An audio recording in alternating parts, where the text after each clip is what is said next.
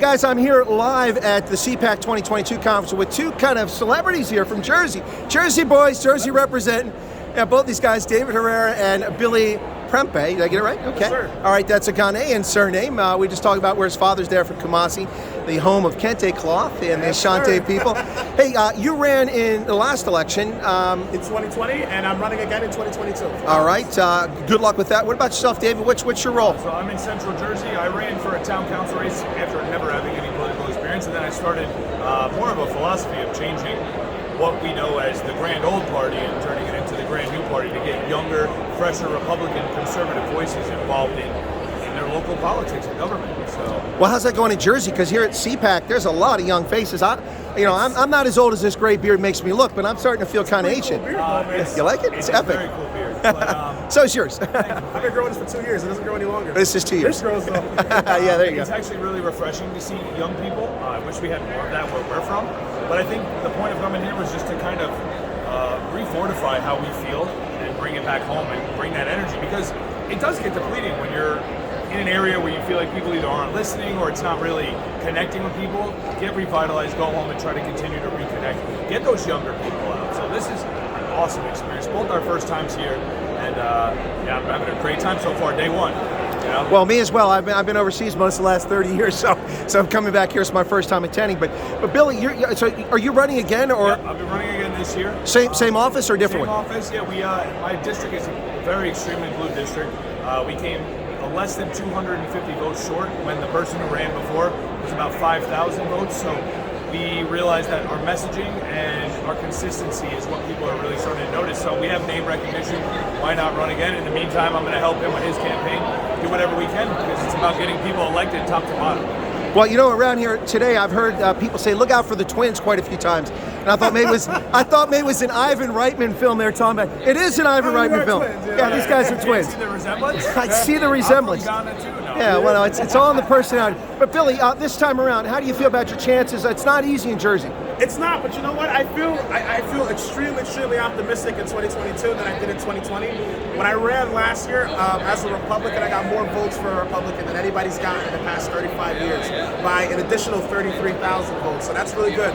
We targeted a lot of the unaffiliated voters, spread the message with some of the things that I want to do, such as bringing term limits, bringing career choices into our school programs so that they can work with actual business owners to help certify our children, and many other things. So it's issues that I stand for that are bipartisan on both sides. I just so happen to be a Republican.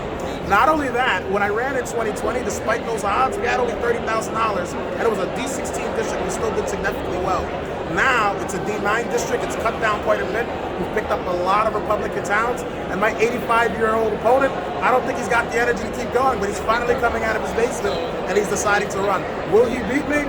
I don't think so. I think that I actually have the opportunity to win and do what's right for our district. He's going to flip that district. Yes, sir. Well, my brother lives in Jersey, and I think I'm not going to disclose that. Okay. I'll put him on the spot, but my little brother. But I think I've tackled him one time too many as a child.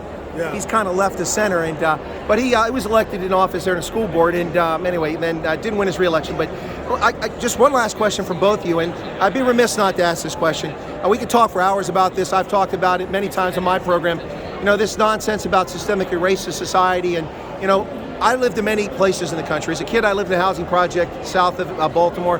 300 families, 3 of them were white, and the rest were black folk. My experience growing up is that most black folk that I lived around at the time, things changed, but they were God-fearing, whether it was Christian or Muslim. They respected family. You respected your mother, your grandmother. You didn't mess around, and that was all important. That all kind of fell apart in a lot of communities, but there seemed to me for the black community, if such a thing exists, and it doesn't. That's a very broad term. We know that. I mean, you're of Ghanaian origin, yeah. So that, but you get my point. But you get my point. If we're gonna identify people based on skin pigmentation, let's say the black community. To me, the natural constituency for many black and even many Hispanic voters in America has always been the Republican Party, conservative values, faith, family, flag. Am I missing that, or do you guys think that resonates? You're not missing that at all. You see, the problems that you face, like you just mentioned in Baltimore, I'm from Paterson, New Jersey. Yep. It's the 3rd largest city in New Jersey, inner city. I don't live in a very safe neighborhood. unfortunately. I'm looking to make that a lot better. And the truth is, the average person that lives in the community, they want safety. They want to be safe. They want to have a strong family. They want economic opportunity. They want good education for their children. These are all things that people all across the board agree with. Regardless of color. Regardless of color. Regardless of color. Exactly. Doesn't matter, yeah.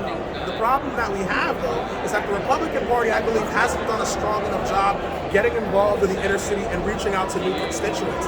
Some Republicans get afraid and they say, you know what, I'm not going to go even touch that with a 10-foot pole. But even when I ran, right, they say no money.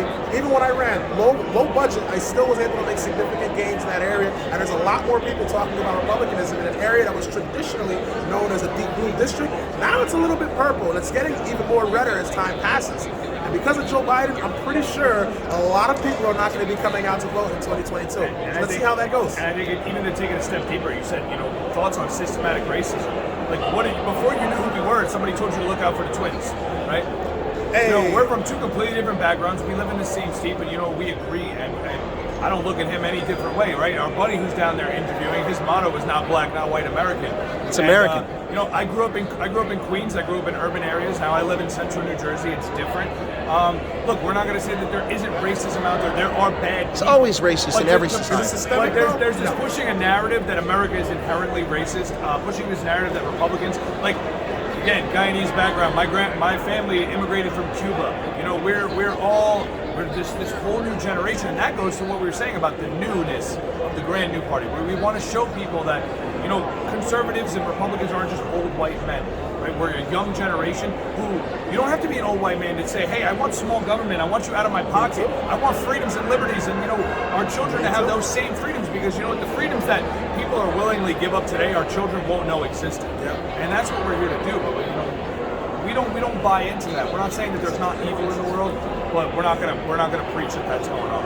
But the bottom line, guys, and I'll let you go because you're very much in demand here. You're very popular so far. Everyone wants to meet the twins, and I've got someone waiting in the wings here. But bottom line, Cubano, Ashanti, Anglo-Saxon Viking, we're Americans. We're Americans. Absolutely. Case closed, right? Case closed. Amen, brother. Good luck, gentlemen. Thank you guys. Thank you so much, brother. Appreciate it.